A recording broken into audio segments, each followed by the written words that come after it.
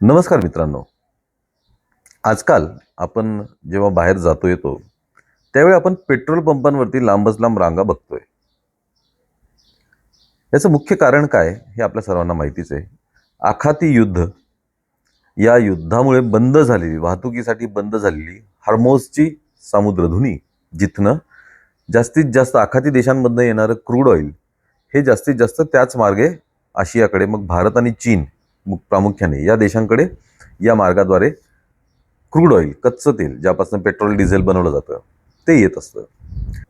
आता ही समुद्रधुनी वाहतुकीसाठी बंद केलेली आहे. याचाच अर्थ या मार्गाने आपल्याकडे कच्चं तेल येणार नाही. त्यामुळे देशात पेट्रोल डिझेलचा तुटवडा भासू शकतो. त्यामुळे बऱ्याच लोकांनी अफवा पसरवल्या की उद्यापासून पेट्रोल पंप बंद आहेत. मग आपण आपल्या गाड्या घेऊन 2-2 तास पेट्रोल पंपावर रांगेत उभं राहून गाडीत पेट्रोल भरून घेतलं. पेट्रोल विक्रेत्यांना जी विक्री त्यांची 8-10 दिवसात होत असते ती एका दिवसात झाली आणि हे सगळं आपण 2 दिवसापूर्वी बघितलेलं आहे. पण खरंच काय परिस्थिती आहे? जगात काय परिस्थिती आहे? हे बघणं अत्यंत महत्त्वाचं आहे. कुठलाही देश हा क्रूड ऑइलचा साठा करून ठेवत असतं. म्हणजे आज आलेलं क्रूड ऑइल त्याचं पेट्रोल डिझेल बनवा आणि उद्या विकून टाका असं करत नसतात. त्याचा साठा करून ठेवत असतात, ज्याला स्ट्रॅटेजिक पेट्रोलियम रिझर्व्ह असं म्हणतात. हा स्ट्रॅटेजिक पेट्रोलियम रिझर्व्ह प्रत्येक देशाकडे आपापला असतो.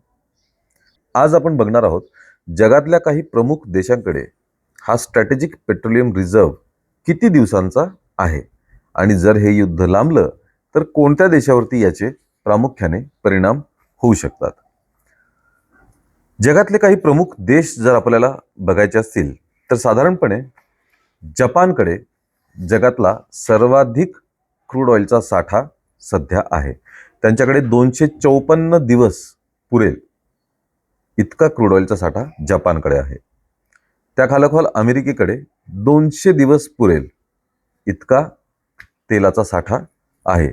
त्यानंतर साऊथ कोरियाकडे 214 दिवसांचा साठा आहे. जर्मनीकडे 130 दिवसांचा, फ्रान्सकडे 122 दिवसांचा, इंग्लंडकडे 120 दिवसांचा, न्यूझीलंडकडे 95 दिवसांचा, टर्कीकडे 94 दिवसाचा, त्या खालोखाल भारताकडे 74 दिवसांचा ऑइल रिझर्व्ह आहे. म्हणजे हे युद्ध अजून 2-2.5 महिने जरी चाललं तरी भारतात पेट्रोल आणि डिझेलची कमतरता भासणार नाही.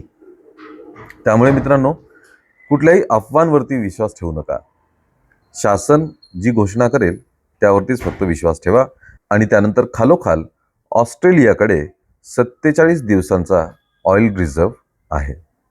मागे आपल्या पेट्रोलियम मंत्र्यांनी म्हटलं होतं की आमच्याकडे 75 दिवसांचा साठा आहे. त्यानंतर त्यांचं कुठलं तरी एक वक्तव्य आलं होतं 25 दिवसांचाच साठा आहे.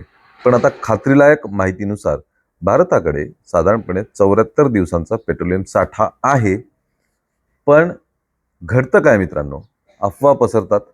आपण जे पेट्रोल 10-15 दिवसात विकत घेतो ते एका दिवसात घेऊन टाकतो, एक्स्ट्रा स्टॉक करून ठेवतो, टाक्या फुल करून घेतो आणि मग हा ऑइल रिझर्व्ह संपायला लागतो. कारण जितकी विक्री जास्त मग हा साठा जो आहे तो वापरण्यात येईल आणि पेट्रोल आपणच संपवतो. त्यामुळे शासनाकडनं कुठलीही अधिकृत घोषणा झाली तर त्यावरच विश्वास ठेवा. तुम्हाला काय वाटतं पेट्रोलच्या एकूण परिस्थितीबद्दल, आणि जर हे युद्ध लांबलं अजून तर मग काय करायला हवं याबद्दल तुमचं मत आम्हाला नक्की कळवा. व्हिडिओला लाईक आणि शेअर करा आणि चॅनलला सुद्धा सबस्क्राईब जरूर करा.